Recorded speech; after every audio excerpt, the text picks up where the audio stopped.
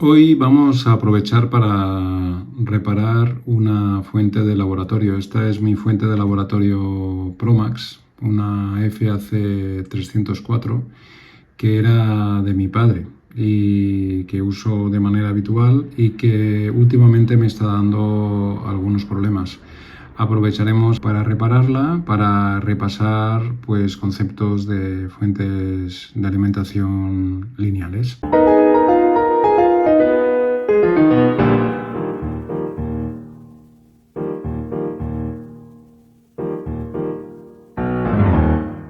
Esta es una fuente de alimentación que tiene dos modos de funcionamiento. Puede dar 30 voltios con 2 amperios o también puede dar 15 voltios con 4 amperios.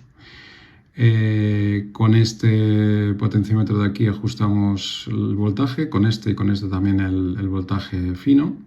Y aquí ajustamos la intensidad límite. El problema lo tenemos aquí, porque cuando ponemos un cortocircuito e intento ajustar la intensidad, pues parece que hay algún problema, pues yo creo que es con el potenciómetro. Y ya, bueno, no creo que sea muy complicado. De todas maneras, aprovecharemos y le echaremos un vistazo a todos los componentes, quizás haya que cambiar algún condensador electrolítico, etcétera. Bueno, pues aquí lo tenemos abierto. Vamos a hacer un poco de inspección visual. Vemos que tiene un poquito de polvo, pero está todo muy bien. También se ve que está muy bien montado porque es un instrumento de laboratorio. Si os fijáis, todos los tornillos y tuercas están lacrados, los potenciómetros, los ajustes están también lacrados y todo está muy bien montado. Este es el transformador de alimentación. Luego, por otro lado, lo que vemos aquí es un puente rectificador con 4 diodos separados. Aquí este es el puente. Luego, lo que serían los condensadores de filtro, que son muy grandotes. Aquí hay otro condensador pequeñito que exactamente no sé para qué es, pero bueno, hay uno aquí. Hay un relé que yo creo que es el conmutador entre los dos modos de funcionamiento de 30 voltios 2 amperios o 15 voltios 4 amperios. Y luego tenemos aquí también los transistores del regulador que están con un gran disipador, no sé si lo veis aquí. Estos grandes transistores son dos N3055 que están en paralelo. Y aquí tenemos la placa de control. Vemos aquí detrás los diodos rectificadores que hemos visto antes.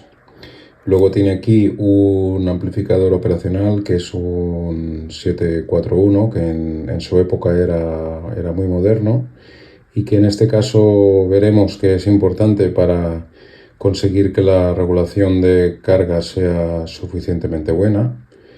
Y luego pues resistencias convencionales y pues también algunos electrolíticos.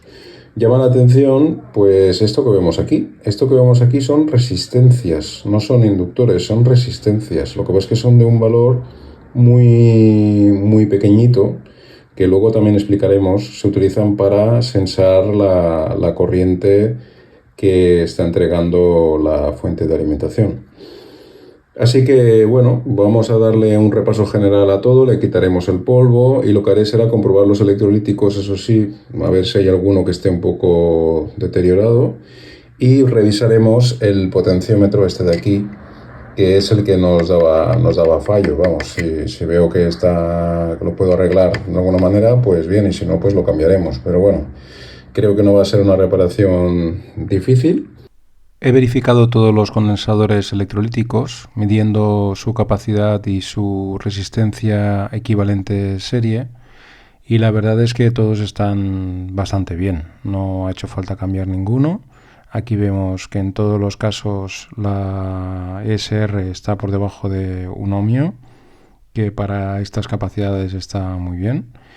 Y significa pues que no he tenido que cambiar ningún condensador. Pues ya hemos cambiado el potenciómetro de limitación de corriente, he limpiado todo el circuito, también la caja, y ahora ya funciona bien. Ahora estamos con un cortocircuito. Tengo aquí cortocircuitados los dos electrodos, y si ajusto la intensidad al límite, pues puedo ajustarla como quiera sin que haya saltos en el potenciómetro. Así que esto ya está reparado. Aquí tenemos las especificaciones de esta fuente.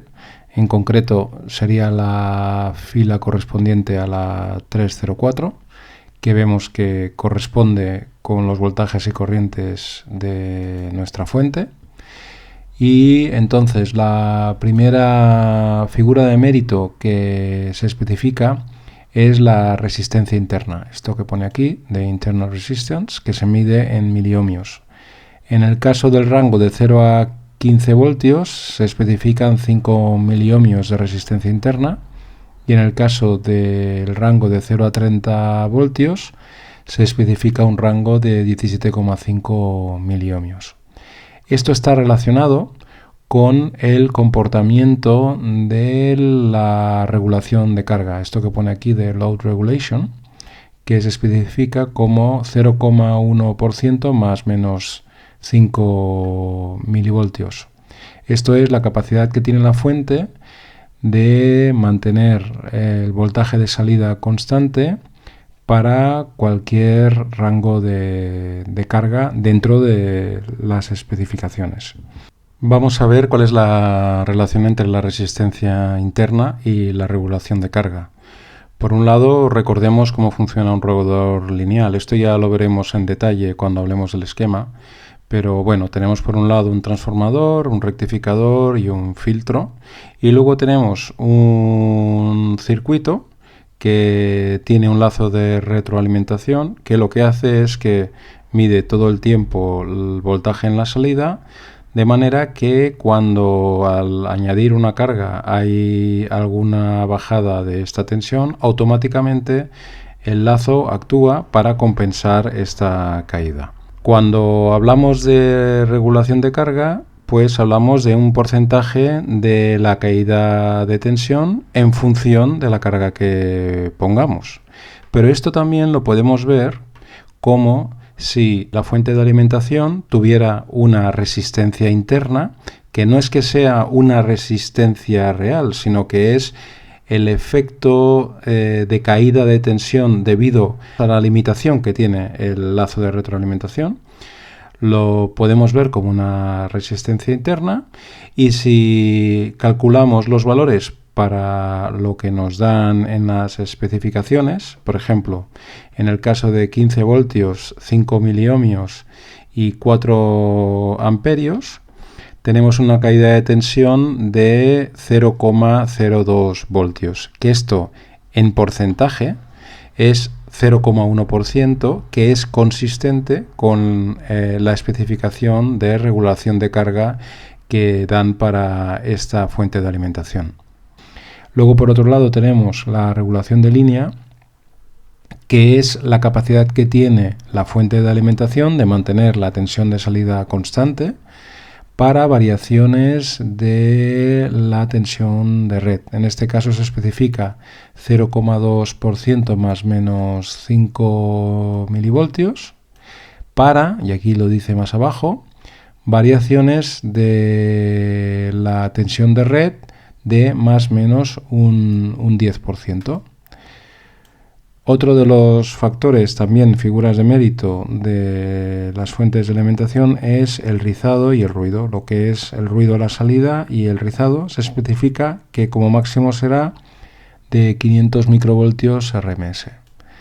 Por lo demás, estos son los, factores principales que tenemos que comprobar, y vamos a intentarlo medir, a ver si nuestra fuente tiene estas características. Vamos a medir la regulación de carga de la fuente de alimentación. El objetivo es ver cuánto cae el voltaje de la fuente cuando ponemos o quitamos una carga. Y lo vamos a comprobar para los dos modos de funcionamiento, para 30 voltios 2 amperios y 15 voltios 4 amperios, y para diferentes tensiones de alimentación. Yo lo que voy a utilizar son resistencias de potencia, las que tengo aquí, de 3,3 ohmios, de 15 ohmios, etc.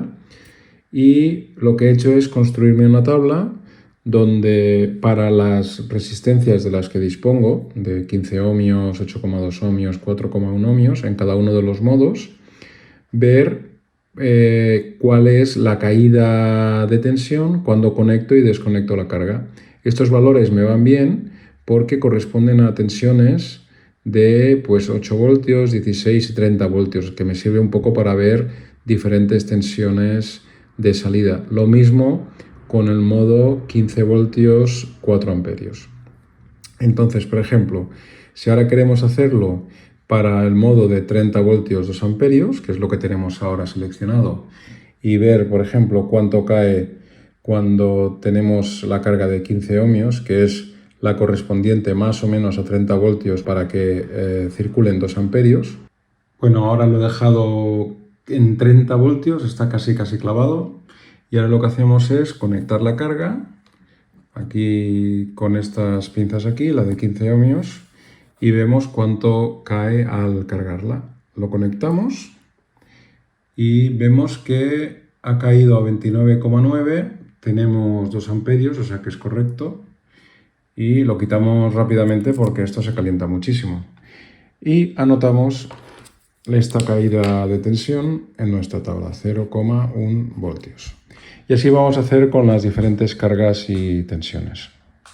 Después de haber hecho las medidas, me he dado cuenta de que tenía un grave problema. Como veis aquí, este es el resultado de medir la caída de tensión para las diferentes cargas en los dos modos y para los diferentes voltajes que nos dan la corriente que necesitamos. Y si os fijáis, en todos los casos estamos entre 0,1, en este caso 0,2 voltios, pero siempre es 0,1 voltios como mucho. Y esto nos da una medida muy poco fiable, porque resulta que el voltímetro que tengo solamente tiene un decimal. Necesito un voltímetro con más resolución. Por lo tanto, estas medidas no son fiables. Lo único que podríamos hacer sería pues utilizar un multímetro con más decimales y más precisión para hacer la medida como se debe hacer.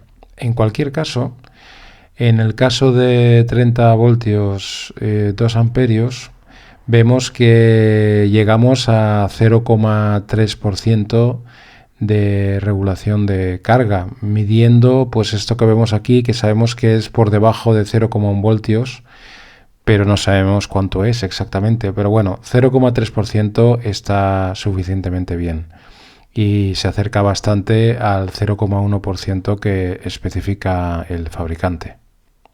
Y ahora lo que hacemos es mirar el rizado en la salida. Hemos conectado la sonda del osciloscopio en la salida de la fuente de alimentación. Lo tenemos a máxima sensibilidad, veis aquí 10 milivoltios por división.